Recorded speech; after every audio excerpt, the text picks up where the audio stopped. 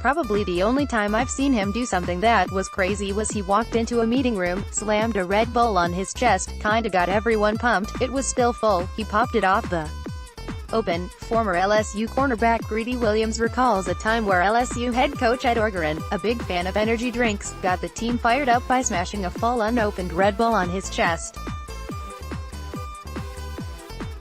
Charles McDonald, SB Nation via Twitter, just double-checking, do I have both of my testicles? And I was like, yeah, I don't know why you got to ask. Texas cornerback Chris Boyd reveals his most unique combine question. Jeff Legweld, ESPN via Twitter, I'm gonna take my horse to the Old Town Road. Devin White's in love with his horse. He takes that horse everywhere, but yeah, I enjoy watching him just be different and riding a horse across the field. Hey, that's big. Just being yourself.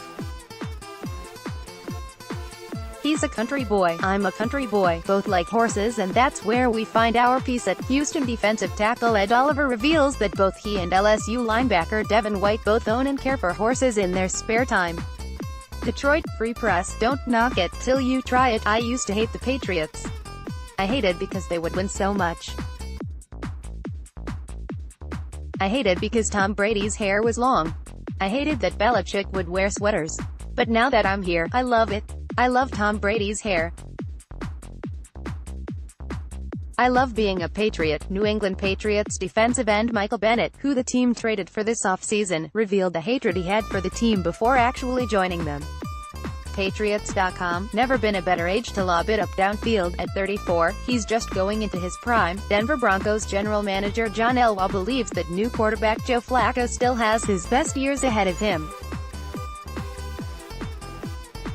Fox Sports, NFL via Twitter, oh he's being serious? Quote, this narrative that Eli's overpaid and can't play as a crock. With the way we ended the season, and what he's making. There really wasn't a decision to make. New York Giants general manager Dave Gettleman still has faith in quarterback Eli Manning, maybe blind faith, but that remains to be seen. Pat Leonard, New York Daily News via Twitter, rough mornings, I don't know. When I wake up, I feel like S***T. And he's older than me. New York Jets head coach Adam Gase doesn't understand how New England Patriots quarterback Tom Brady is still playing. Manish Mehta, New York Daily News via Twitter, the start of a beautiful bromance. I love you, then give him a hug. Can you show me how to catch the ball with one hand? Cleveland Browns head coach Freddie Kitchens, who had yet to meet newly acquired wide receiver Odell Beckham Jr. Prior to the coaches' meeting, wonders what is the first thing he's going to say to Beckham. Kimberly A. Martin, Yahoo Sports via Twitter, a record number of non-answers. Bill Belichick fielded 116 questions over 43 minutes this morning, 2.7 questions per minute. He said 1,790 words, an average of 15.4 per response. His most frequent phrases were, we'll see, 21 times, and I don't know, 13 times. The Athletic's Jeff Howe kept track of just how little New England Patriots head coach Bill Belichick gave to the media during his interview time. Jeff Howe, The Athletic Boston via Twitter, put your money where your playbook is. I would hope so. You guys are paying him enough. Pittsburgh Steelers head coach Mike Tomlin thinks New York Jets running back Le'Veon Bell better be able to elevate the team's offense considering the team is paying him $52.5 million. Jeremy Fowler, ESPN via Twitter, Waterworks, I cried for 3 days after trading Mac. But we're not able to get Antonio Brown, Trent Brown, and LaMarcus Joyner without making that trade. Oakland Raiders head coach John Gruden allegedly cried for 3 days after dealing linebacker Khalil Mack to the Chicago Bears. Vic Taffer, The Athletic via Twitter, I didn't come here to play school. I remember at LSU we had a 8-page paper due and I told Jamal Adams, man I don't even think I know that many words. Jacksonville Jaguars running back Leonard Fournette reflects on the rigorous academia he was forced to tackle during his college days. Leonard Fournette via Twitter, Philly gets creative with their insults. You go there, and a 9-year-old kid is giving you the double finger. Not a thumbs up. We're no. 1. And he said something about my mom. I had to Google what it was. New York Giants quarterback Eli Manning opens up about being terrorized by Philadelphia third graders during Eagles games.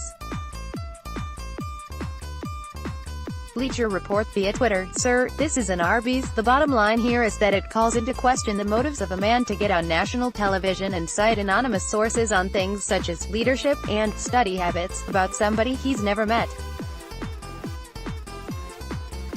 Look, if you don't like Kyler's game, it's cool. If you don't like his size and want to talk about that, that's fine, too. If you're into a Heath Schuler type looking guy, then hype those guys and say why. But when you slander the character and work ethic of a young man who's worked his ass off his entire life and done everything right to put himself in his current position, you'd better cite your sources and come with a better record than 18-46 as a GM of the Texans, and whose own leadership and accountability has been questioned by his old bosses and colleagues, as well as the greatest coach on the planet. NFL agent Eric Burkhart tees off on former NFL general manager Charlie Casserly after he made some not-so-positive comments about Oklahoma quarterback Kyler Murray. Pro Football Talk, all about the Benjamins, baby. Shout out my agent. Chicago Bears offensive guard Kyle Long was named the most overpaid player in a list ICLE by Bleacher Report, and he had the perfect response after learning the news. Kyle Long via Twitter: I'll send inedible arrangements to your office. Thank you, thank you, thank you. Dallas Cowboys owner Jerry Jones owes New York Giants general manager Dave Gettleman a big thank you after trading wide receiver Odell Beckham Jr. out of the division.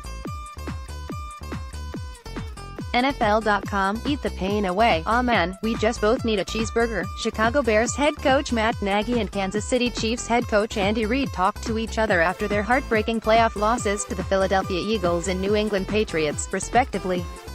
After 15 minutes of talking, Reid dropped this gem.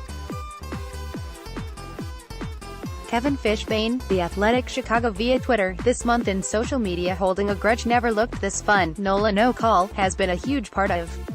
Crew_Detot may have taken the satire to new heights. Robin Raff's marching group float entitled Willful Blindness, at WDSU, at NFL, at Pro Football Talk, at Darren Rovell, at Latimus Farmer, at Cam Jordan 94, Diana PN, at SlatternFullPic.Twitter.com/C68DinaIO.